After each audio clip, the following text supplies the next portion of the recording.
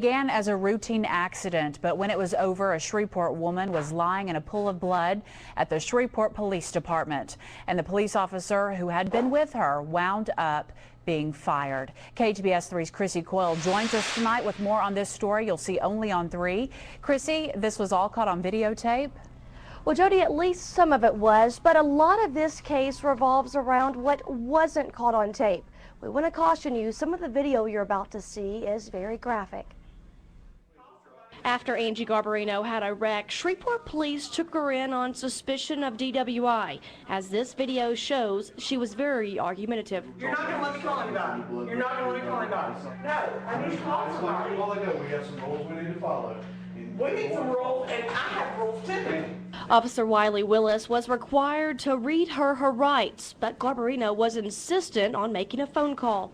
You've got to let me call somebody. No, I'm calling you. You can't not let me call anybody. You can't. Put your hand behind the back. Are you serious? Oh my God, you know. The rules you have to follow, man. At this point, the officer did not take her to jail, and things got worse. I have a right to call somebody right now, and I know that. Is this on the record? Yes, ma'am. It's good. Stop pulling away from me. No, I'm pulling away from me. Don't you touch me again. Don't you touch me again.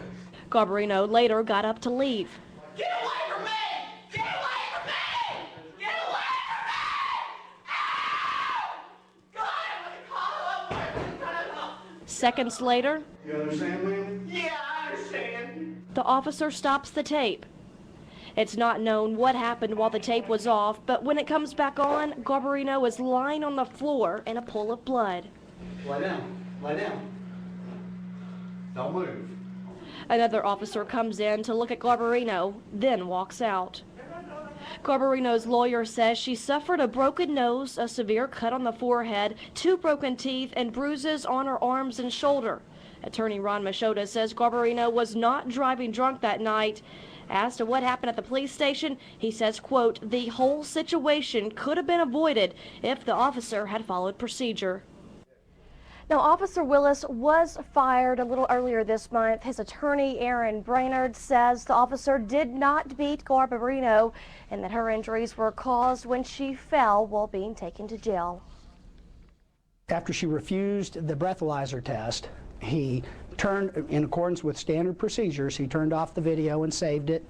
And at that time, she tried to leave the room again.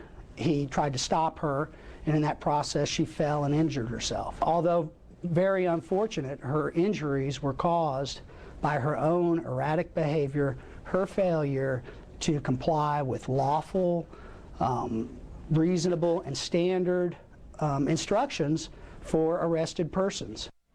Now, Brainerd says Willis turned the camera back on to document her injuries.